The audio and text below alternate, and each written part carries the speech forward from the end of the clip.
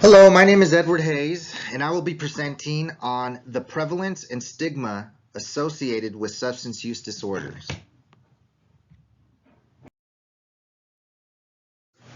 The objectives for this presentation will be the history of substance use. We'll talk about the etiology, the prevalence of substance use, public perception or stigma of an individual with substance-related disorders, the various treatment options, and also the vocational implications.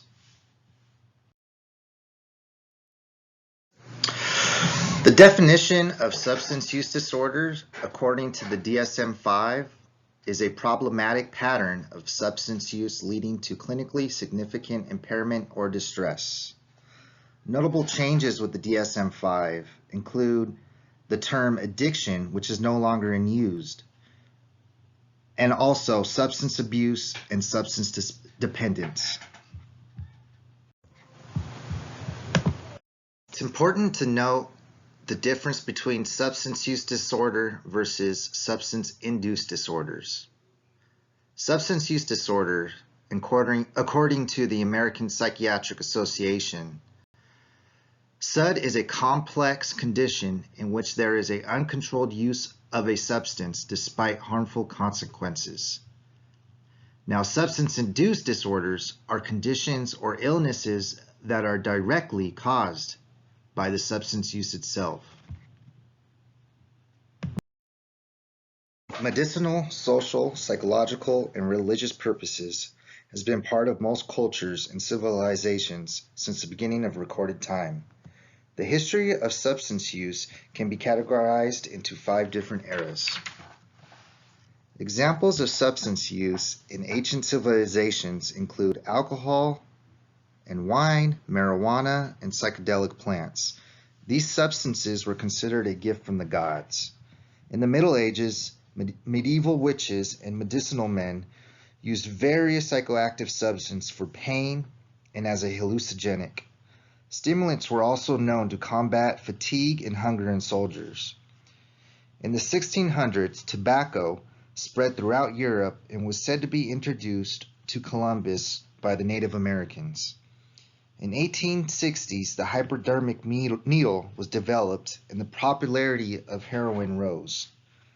The 20th century saw the introduction of pharmaceutical medications or over-the-counter drugs, as well as becoming sources of misuse. Society's perception of substances can be seen as the cause of stigma.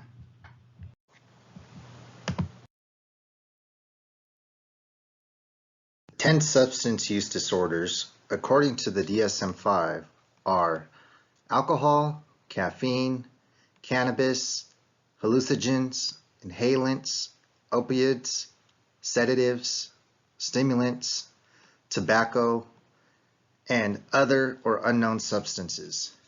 The most common symptoms from substance-induced disorders are depression, irritability, and anxiety.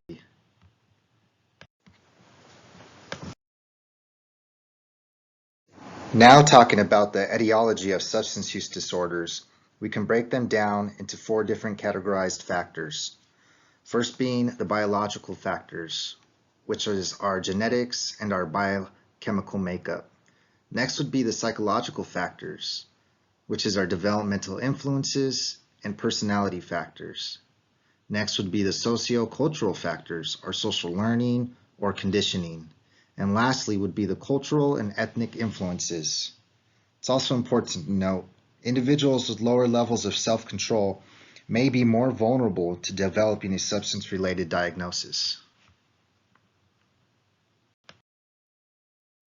Some of the key causes of substance use disorders are genetics, which can account for about 40 to 60% of individuals' risk of SUD.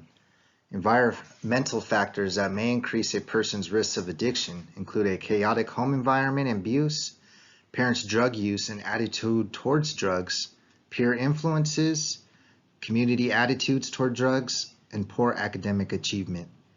Teenagers and people with mental health disorders are more at risk for substance use disorders than any other population. Now touching on the prevalence of substance use disorders. In 2017, approximately 19.7 million people aged 12 or older had a SUD related to their use of alcohol or illicit drugs in the past year. 74% of adults suffering from substance use disorders in 2017 struggled with an alcohol use disorder. 38% of adults battled an illicit drug use disorder. 1 out of every 8 adults struggled with both alcohol and drug use disorders simultaneously.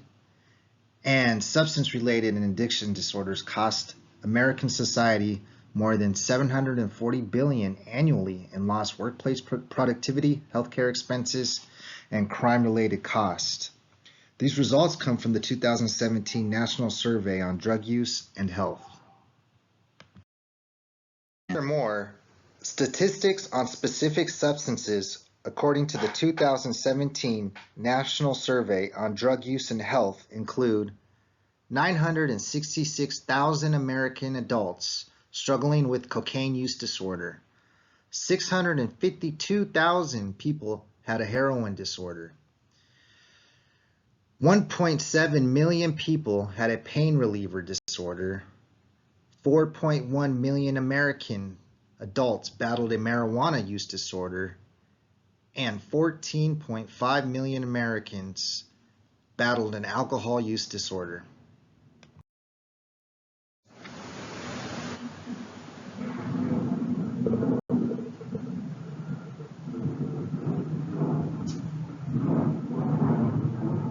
Stigma is an attribute, behavior, or condition that is socially discrediting.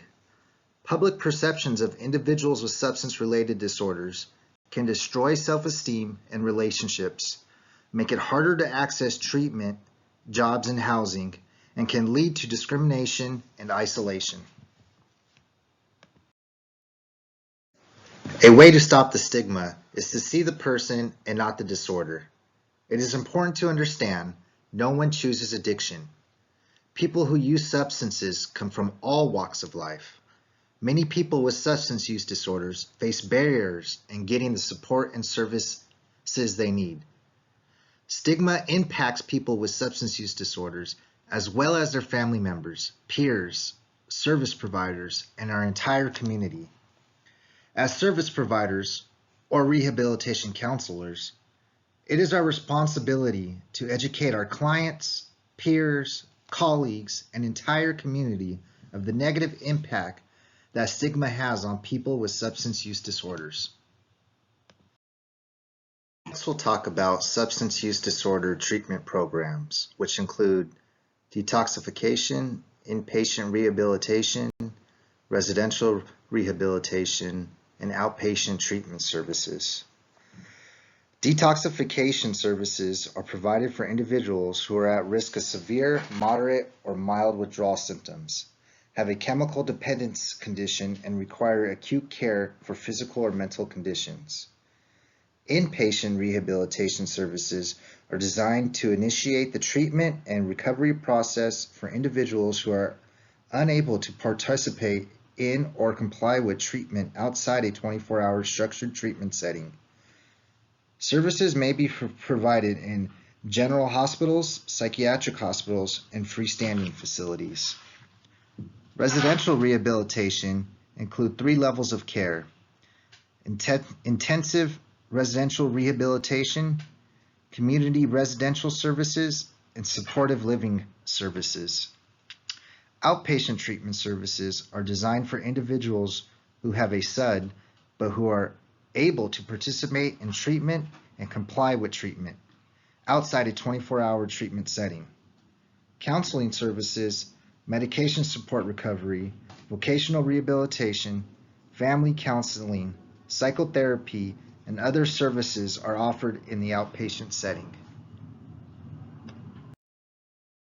This slide features free addiction hotline nationwide resources that can help lead to the road to recovery.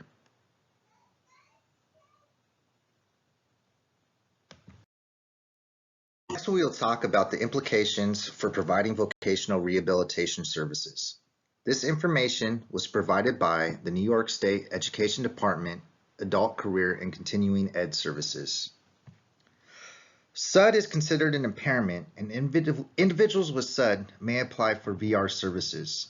The first step in this process is the referral process. A self-referred individual does not require a referral from a treatment center or other qualified healthcare professionals. There is no minimum sobriety period that an individual is required to have prior to referral or application for VR services. Confidentiality consists of counseling sessions where confidential information is discussed should occur in an office or setting that reasonably ensures the privacy of the individual. The application process consists of individuals with a SUD are expected to be abstinent at the time of referral or application. VR staff should begin to assess the individual's commitment to recovery and to pursuing employment. The assessment and eligibility determination process is when individuals are referred by a licensed treatment program. The VR counselor will assess the applicant's eligibility. The individual must demonstrate an ability to participate in VR services. The recovery-oriented counseling and guidance model is an effective counseling relationship is especially critical to individuals in recovery who are often reestablishing interpersonal relationships based on trust and not on substance use. VR counselors can be effective by becoming an integral part of the individual's treatment team by initiating contact with the treatment provider and sustaining contact throughout the VR process. Talking about relapse prevention relies on ongoing assessment throughout the VR process and includes discussing and verifying an individual's actions in maintaining recovery. Developing an individual plan for employment is essential for the VR counselor to assess an individual's work history and educational background in developing the IPE. This may help individuals with SUD to minimize the barriers they may be facing in re-entering the workforce. And lastly, we'll talk about job placement and retention. Recommended practices for job placement and retention include educating employers and individuals regarding federal and state bonding programs. Coordinate services with employee assistance programs, work tryout, and on-the-job training. Evaluate and monitor individuals' relapse prevention plan during the first 90 days of employment. Use VR integrated employment specialists and recovery community resources to identify potential employers for placement. Thank you very much for listening to this presentation. I hope to have shared some effective education and knowledge for all service providers, especially rehabilitation counselors, on the topic of stigma and the association of individuals with substance use disorders.